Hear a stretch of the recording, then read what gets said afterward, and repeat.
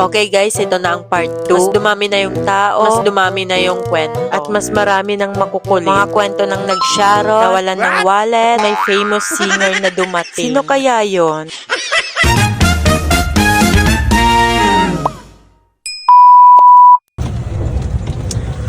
Pa-picture daw.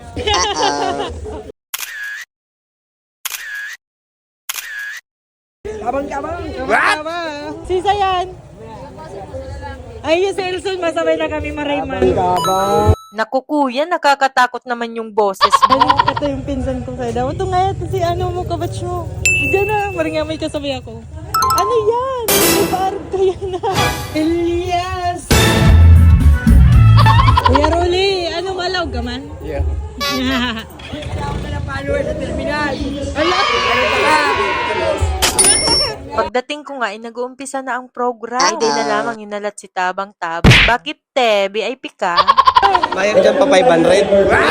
Paingalo.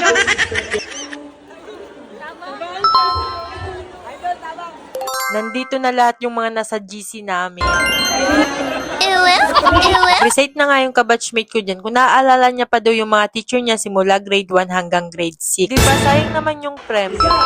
Tapos sumunod naman yung Bring Me Your Crush nung elementary. Hala, may muntikan pang mag-awa. Ay bakit parang kinikilig ako? Kahit matagal na yung panahon pero hindi pa rin nila nakalimutan yung crush nila. Sis, hindi sana ako pupunta dito kasi halos lahat ng nandito ay galing sa smart section. At ako ay galing sa last section. Ito nga pala si Mila. Sobrang saya ko nung naging kaklase ko siya. Dahil sa kanya, naging mataas yung grades. Kasi hindi siya naging madamot sa akin. Palagi niya akong pinapakopya. Ida, Melvin. Nung pinaikot na yung mesa, ay nawala din yung upuan namin. Napasaen. Tabang-tabang. Ay, si Tukawa, nawaraan kami. Okay, saya. Nawala na sa Tukawa. Wala! Nagkasuwayan kita! Sila pong lahat ay galing sa smart section. At tatlo lang po kami dyan na galing sa last section. Hindi lamang daw kaya inigutan mag-adal ay. Prepared si madam na ka-make up. Ito na guys, yung pinakahihintay na part ng lahat. Kainan na.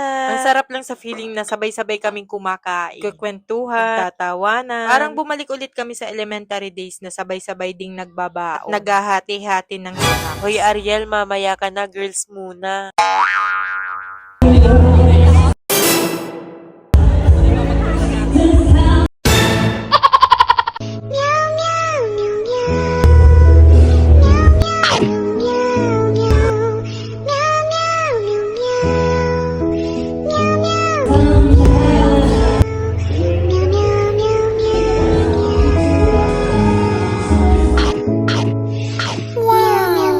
Ay sa wakas, makakasabay na rin namin yung mga boys kumain. Napa-appear tuloy si Daniel. Napaka-gentleman naman ng mga boys. Pinauna talaga pasandukin kaming mga girls. Ibang klase pala tumatawa si Christina na mamalo. Yung puro karne yung ulam nyo tapos wala kayong dalang It was toothpick. at this moment that he knew.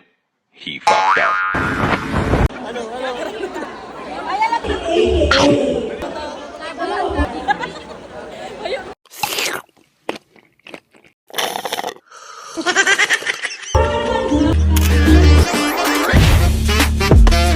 Siya nga pala si Cho Jin. Halos lahat ng events sa school ay palagi siyang nandoon para kuhanan kami ng shot sa picture. Pero this time, ibang shot yung aalokin namin sa kanya.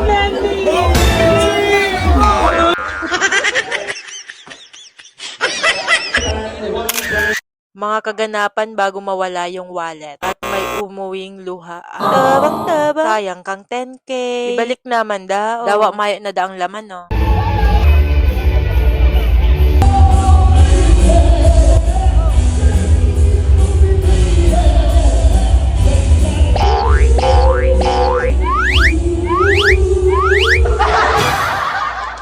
One, two, three, smile.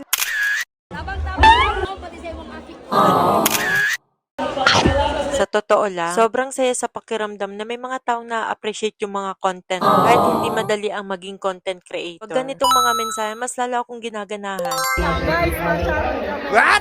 Challenge. Yan ang goal mo, mag-challenge. Nakakatuwa naman itong mga mamshi, kahit may edad na sila, hindi pa rin nawala sa kanila yung passion nila sa pagsasayaw. Ay pa nila yung mga bagets kung gumalaw. Lalambot pa rin ang mga katawan. Sila siguro yung mga dancer nung kapanahunan nila. Pero may nagpaldo sa part 3. Tabang-tabang.